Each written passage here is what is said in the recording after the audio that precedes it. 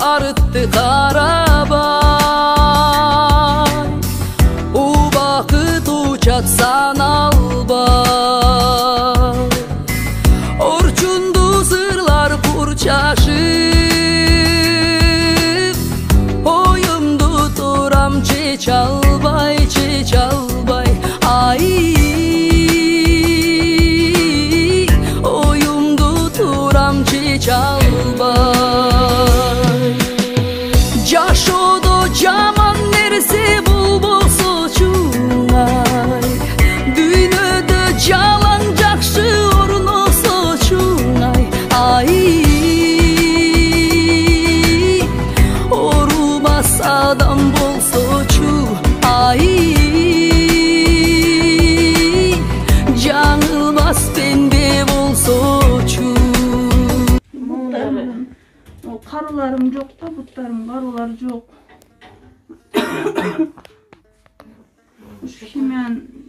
Kimi alır şunu yok. Sorağımda ne kaldı güzel. Terden gel.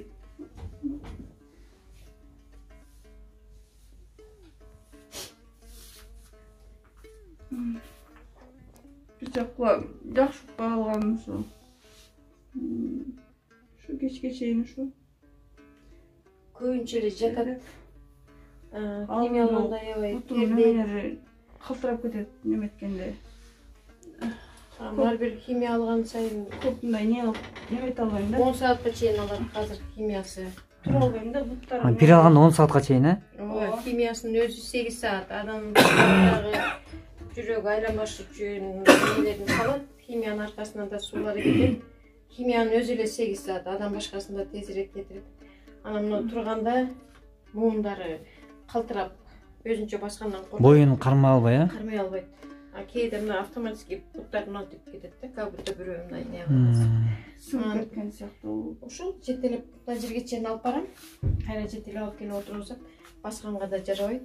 А если бас десе, мына коридордо басат, коридорго басмак түгүл, мына туалетке араң барып келет. Ошол. Только отурат, тамак жейт, только туалетке барганда гана жүрөйм. А так мындай өзүнчө отурат. Амазон химиянын эмеси Кулагына да таасир берди, ушу не кылганда бир кулагы жакшы укпайт. азыр чачтын дагы эмесине залакасы тийип атат, э? Чач ар бир химия алган сайын түшүп калат. Албасак деле өзү түшүп калды.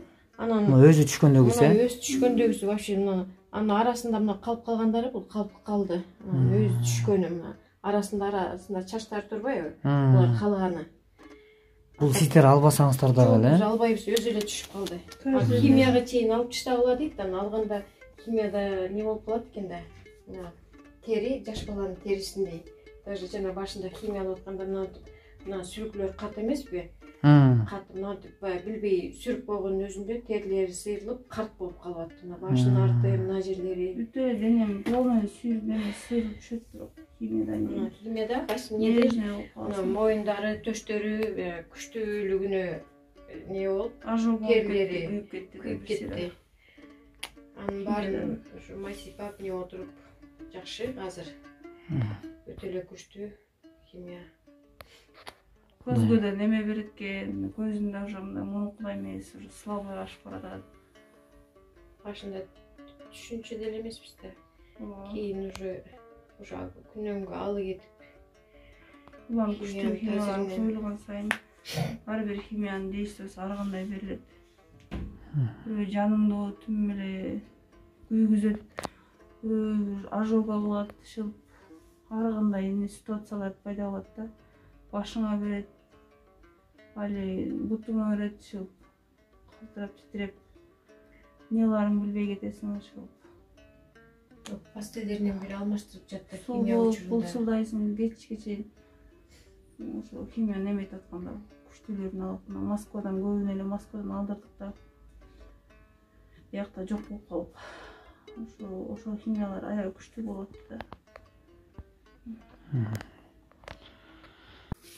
Ассаламу алейкум, урматтуу бир туугандар, мекендештер. Мына биз бүгүнкү күндө азыр Ырысчан аттуу мына кыргыздын бир кызы кыйынчылыкта туруп аткандыгынан бизге байланышка чыгышкан. Анан Ырысчан өзү менен да сүйлөшүп, азыр мына ушул ооруканага келип отурам.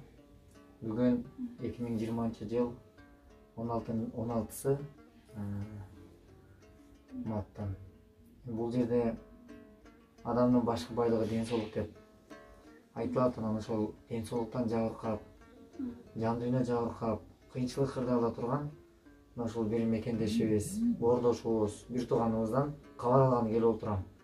Мен бул жерге келишиме себепкер болгон ушул кыргыздын бир боорукер жигити ушул ырысчанын акыбалынан байранышып, кабар берип, айтып, азамат ушундай барып бир кабар алып, ушундай колубуздан келген колдоого өтө муктаждык болуп турат дегенден азыр келип отурабыз. Ырысчан, айтсаңар, азыр бул бүгүнкү күндө негизи эле коомчулугубузда мындай бир ар кандай аты жаман оорулар менен жабыркап аткандар бүгүн өтө көп болуп атат да. Анан эми ушул ооруга кайсы убакта чалдыгып калып, кандай болуп билип, эмненин себебинен келип чыккандыгын бир айтып койсоң. Атым Рысчан, 34 жаштамын. Бул ооруга 2017 жылы июнь айында түшүп калдым. Ага чейин каны аздык менен ооруп жүрчүмүн. Каным аз болуп келген. Анан иммунитетим слабыйлашып кетти. Кровотечение болуп баштады. Ошондон улам эле слабыйлашып эле мен ушул ооруга чалдыктым.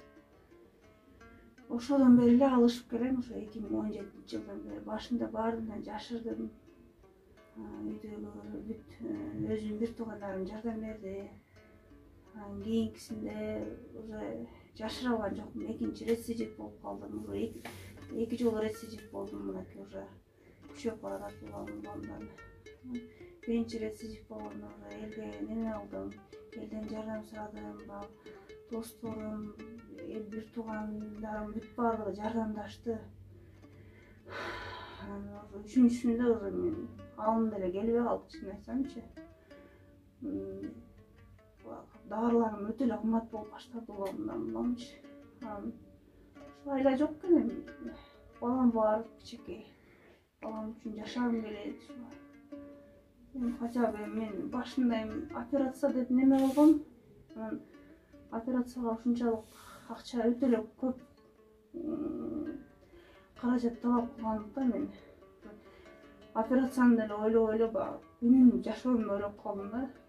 Дарыма жетсе экен, ошол күнүм уштап үзүлүп калбаса экен деген эле үмүт менен жашап келатам азыр ошо. Эми азыр ушул күнүмдүк немелерим жакшы эле чапчып атат. Күнүндө бир 10 миң ушундайга чейин. Күн 10 миңден дарыга сатылып атат, Ооба. Бул каражатты азыркы учурда кантип таап атам дедиң? Элдер берип атабы же кандай болот? Элдер жардам берип атат. Бир туугандарым бар экен, ушул ушинтип элдин колдоосу менен ушундай немеге неме тактам. Дагы деле ошо жардам күтөм ошол. Айла жок экен, билбейм. Күндүгүм аябай эле улам оорум өрчүгөн сайын ошо күнүнө көп эле акча каражат кетип атат да. Айла жогуман элге кайрылып турам. Мынакей караңыздарчы, мына азыр мындай эми сөз менен айтып же бул нерсени жеңил угуп коюшлук бул бир башка маселе. Бир оорунун деги эле бир эч бир адам бул ооруга чалдыкпасын, эч бир адам жада калса тиши оорубасын. Ушул тилектешпиз да, мындай акыбалда чындыгында кыйын экен. Мен да азыр мына саат түнкү саат 10 болуп калды. Мен күндүз жумуш учуру болуп калат. Күндүз көп жактарга чакырышат. Мен бара албагандыгым үчүн көп мекендештеримен кечирим сурайм. Болгону физически жетише албай атам. Анан эми бул жерден колум тийсе келе калайын деп азыр бул Ырысчандан келип кабар алып, мындан чыгып дагы бир тууганыбыздан кабар алганы турам да. Эми менин бар үмүт ниетим деле ушул азыр мынтип көмүскөдө туруп, бир мына 4 дубалдын ортосунда турган бир тууганымдан, бир мекендешимден бир элге маалымат берип коеюн. Ошол мүмкүн бир боорукер, жүрөгүндө кичинекей бир ыйманы бар, Кудайды ойлогон, бүгүн ден саламаттыгы сак, дени сак, жашынакай жашоону өмүрдү сүрүп жаткан бир туугандар шүгүрчүлүгү болсо эгерде, баарыбызда шүгүрчүлүк болсун. Анткени мына кече жакында эле мына эчтеке менен оюнда эч нерсеси жок, татынакай күлүп жайнап өмүрдү сүрүп жаткан бул бир тууганыбыз минтип төшөктө жатат бүгүнкү күндө. Эртең сиз дагы биз да билбейбиз. Балким биз төшөктө эмес, көрдө жатып калышы мүмкүн. Бул ачуу чындык нерселер. Бирок ошон үчүн урматтуу бир тууган, бул жерден мен акылдуу сөздү айткандан алысмын. Болгону гана биз бүгүн барбыз. Келгилечи жардамыбызды берип коелу. 10 сомдон болсо дагы, 5 сомдон болсо дагы биз кол сунуп койсок, ушул бир тууганым ден соолугу жакшырып кетишине себепкер болорбуз деген гана ойду айткым келет. Ошон үчүн шүгүрчүлүк гана керек. Шүгүрчүлүк. Дагы бир жолу шүгүрчүлүк. Анткени бул жашоо баардыгы убактылуу, бир туугандар, убактылуу экенин баарыбыз билебиз. Бирок мынакей азыр өзүнүн сөзүндө угуп атып, мына жүрөгүң ушунчалык тилинет. Себеби кимдир бирөө 36 жылга арендага бир жерди алып, аракетин жасап жатат. 36 жылга кепилдиктүү келишимдерди түзүп жатышат. Бир жерлерден чоң бир зданияларды алып атышат. Бирок буну албай коюшлук эмес. Бирок ошол эле учурда садака зекет дегенди ойлоп, мына азыр күнүмдүк жашоосун ойлоп бул бир тууганыбыз төшөктөн тура албай жатат. Биз бул азыр бир тууганын үйүндө баласын сагынып, баласы энени сагынып, бул жерде өтө чоң түшүнгөн эстүү жандар үчүн өтө кыйын кырдаал болуп турат. Ошон үчүн мен ойлойм, кыргыздын намустуу уул кыздары бар, адамгерчилиги бар, Кудайды ойлогон, эртең акыретин ойлогон инсандар сөзсүз кол сунат. Ырысчан, колумдан келишинче буну да мен да таратканга аракет кылам. Болгону гана ыйлабагыла. Аллах Таалачы дартты берет, бизди жоктон бар кылганда, бардан барды жок кылат. Ден соолук берген, ден соолукту да алуучу да Кудай экен, берүүчү да Кудай экен. Баланы дагы бере турган Кудай, ала турган Кудай. Ырысчан, биздин колубуздан эч нерсе келбейт. Биздин колубуздан эмне келет? Мына сенин бир туугандарың келип, сага келип, жүрөгүнөн аяп, колунда акчасы болсо келип бергенге аракет кылат. Колунда суусу болсо бергенге аракет кылат. Колунда эмне болсо алып келип бергенге аракет кылат. Анткени анын колунан ошол эле келет да. Ошон үчүн энеке деле, мен кечээ сени видеоңдон көрүп алып аябай эметтим. Энеке деле жанында отуруп ушу макулдашып, бир макул болсо жанын сенин ордуна жанын берейин, ден соолугумду берейин дегенге даяр турат.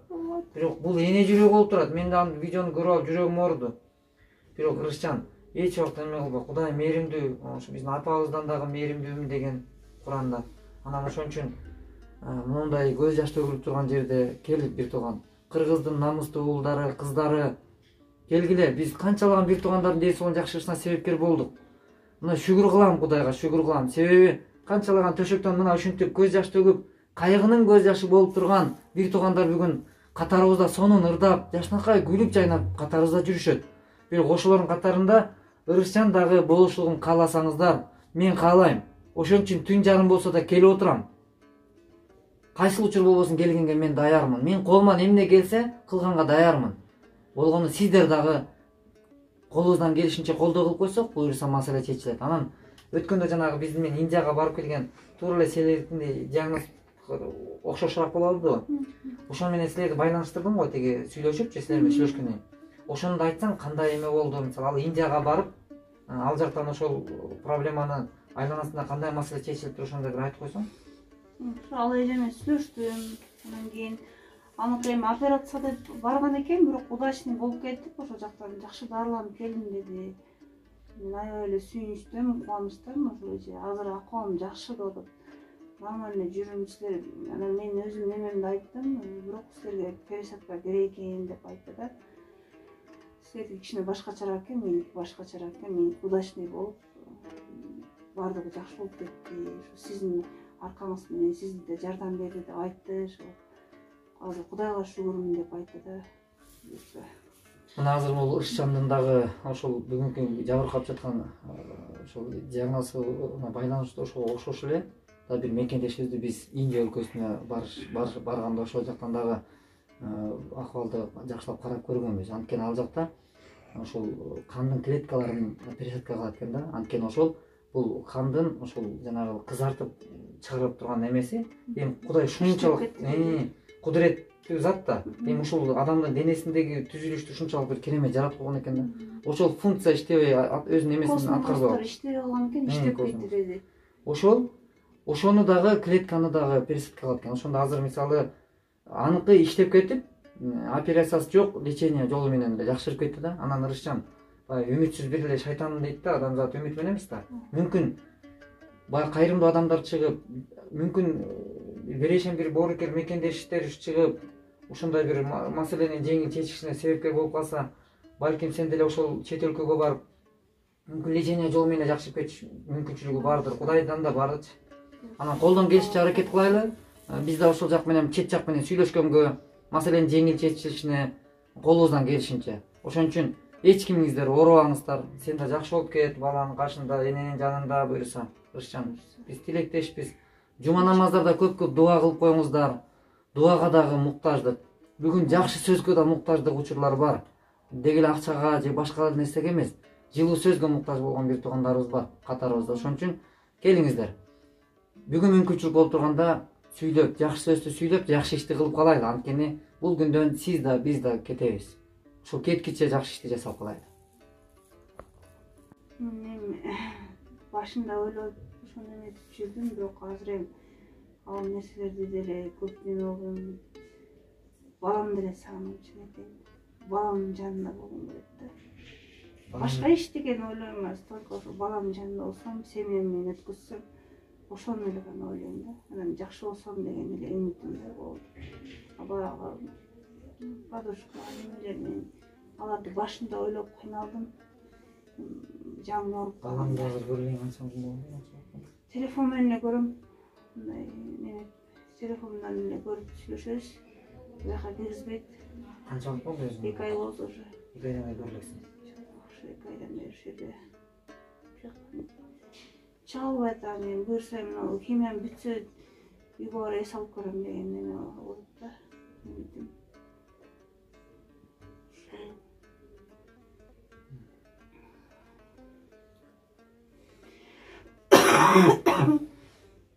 Бул эмеден мисалы азыр Башында стресс болдум негизи. Чачым түшүп калат, эми ама азыр чач түшкөн деле мага неме эмес. Аны ден соолугумду эле күтүп калдым да. Азыр только баламдын жанында болсом дейм, үйлөрүм менен болсом дейм, ошол сыктамай десем де ошондон эле үмүтүм болуп калды да ошол. Бир жакка неметейм, андай деген мен уже немем оюмдун баары жыйнакталып көрдүм уже. Башында стресске кабылганда иштеп жүргөн кез, салондо иштедим өзүм анан. Жүрүп жүрө эле ооруп калганга мен өзүм стрессте болдум да. Досторум менен да чогуу албай, баардыгынан ажырап калган кезде ушундай жаман моменттер болду да. Ойлонгон моменттер көпкө чейин, 1 жылга чейин стрессте болдум. Бирок анын баары уже кетти да. Азыр эми только балам деп калдым, только баламды ойлойм. Бирок балама да чын айтсам уже мен уже балама неме бере турган убагым негизичи. Ошол баланы окутуп, чокутуп, уште турган убагымда мен ушундай болуп калганына өкүнөм да, ушунчалык жанында болбогонуначы. Сабактарды каралаша албайм мисалы. Немеден эле жазчы бирдеке деп видеозвонок менен эле неметем. Так мындай немете албайм да, өзүм жанында болуп, кучактап. Көп эле кез бул жактан өтүп кетет да мейки. Ушу балам деле ал деле бак ушу боорукерим. Ооруп атсам, сөөктөрүм ооруп, кыйналганда жанымдан чыкпайт бак ушу. Жардамдашат. Ал деле уже неметип калды. Бирок билбейт бул оорунун рак экенин. Апа сиз рак менен ооруп атасызбы, рак көп жедиңизби деп коет байкуш. Аны ооба деп коем. Эркиндей неме деп ойлойт да. Андай оору экен. Апа сиз качан болобуз деп 10 жашта. Качан жакшы болобуз. Ал байкуш күндү тилейт экен Кудайдан. Элдин апалары тилесе бат эле жакшы болуп калат го, сиз эмнеге жакшы болбойсуз деп да жүрдү башындачы. Анан азыр эми билбейм, көнүп калды. Апа жакшы болоюн деп калсызбы, жакшы болоюн деп күндө эле сурайт. Күн санап жүр уже. Мынчасы күн, мынча күн калды, сиз мынча күн деп чыгасыз деп. Ошол буюрса, мына курсумду бүтсөм, барып жанына барып чыдап жатсам деген. Ошол эле үмүтүм болуп калды. Кудай буюрса жараткан берген дартына шифа берсин, жакшы болуп кетишиңиз насип кылсын. ошол оолдун дагы ниет тилеги орундалсын Кудай буюрса. Өзүң да ниеттериң кабыл болуп, эртерээк жакшырып кетишти насип кылсын. Мына ушундай бир туугандар жипсиз байланып, мына ушундай канчалаган замандаштар өзү өмүр кечирип жатышат.